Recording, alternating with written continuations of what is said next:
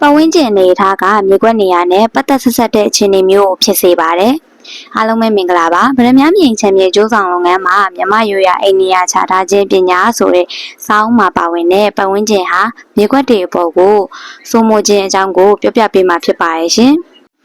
ပတ်ဝန်းကျင်နဲ့ဆက်ဆက်ပြီးစူညံတဲ့ပတ်ဝန်းကျင်မှာနေတဲ့သူတွေဟာစိတ်ဖိစီးခံရခြင်းယောဂတွေတက်ခြင်းမျိုးများဖြစ်တတ်ပါတယ်။လူအပေါ်တောင်အကျိုးသက်ရောက်မှုရှိရင်မြေကွက်တစ်ခွက်ပေါ်မှာပတ်ဝန်းကျင်ရဲ့ဆက်ဆက်မှုကြောင့်အကျိုးသက်ရောက်မှုရှိပုံကလည်းတစ်မျိုးတစ်ဖုံအရေးကြီးပါတယ်။ပတ်ဝန်းကျင်နေထားအရာတိမ်မွေးတဲ့စွမ်းအင်လိုင်းတွေဟာဆိုင်ရာမြေကွက်ပေါ်ရိုက်ခတ်မှုရှိတယ်လို့ဝါစတုပညာရှင်များကယူဆထားခဲ့ကြပါတယ်။ဒီအတွက်တည်တဲ့အချက်တွေကိုအနည်းချုပ်ပြီးပြောပြပေးပါမယ်။နံပါတ်1မြေကွက်အကြီးကြီးနှစ်ခုကြားကမြေကွက်သေးသေးလေးကိုမဝယ်သင့်ပါဘူး။နံပါတ်2အဆောက်အုံကြီးနှစ်ခုကြားမှာအသားညံ့မုံလိုညက်နေတဲ့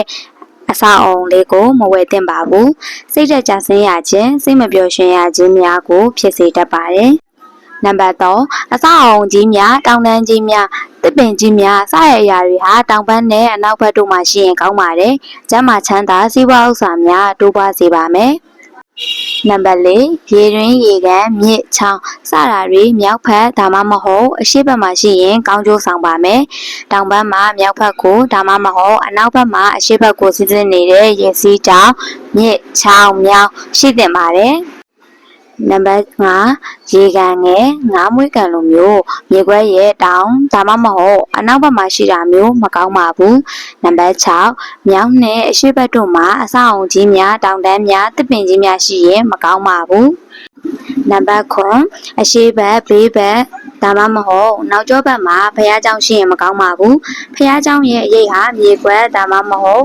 အိမ်ပေါ်ကြောက်ရောက်နေရင်အလွန်အလွန်ကိုမကောင်းပါဘူးမြေခွက်ဟာပေတရာမှာ120ခွာဝန်းရင်တော့စူးကျိုးများပပျောက်သွားပါမယ်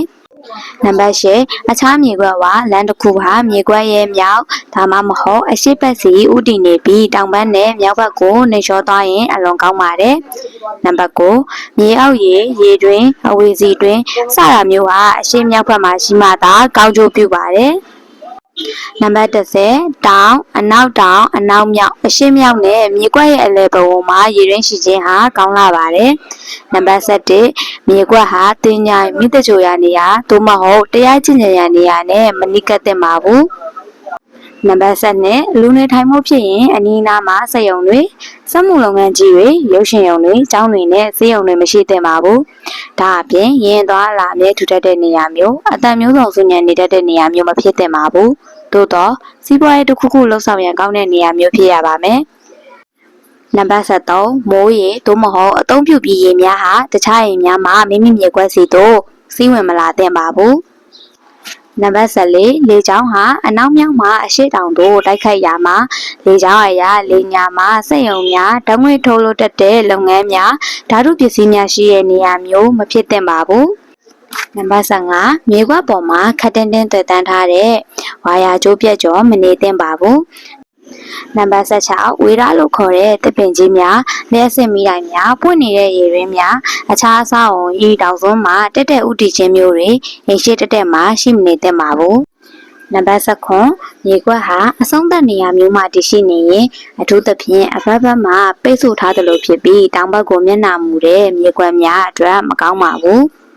အဆုံးထိကြည့်သွားပြီလို့ကျေးဇူးတင်ပါတယ်။အင်ချမ်းမြေဘူးတူတာလေးများကိုတင်ပေးနေခြင်းဖြစ်လို့ follow လေးလုပ်ပေးခဲ့ပါအောင်နော်။မိတ်ဆွေတို့အမြင်လေးတွေအတွေ့အကြုံလေးတွေလည်း comment မှာရေးပေးသွားလို့ရပါတယ်ရှင်။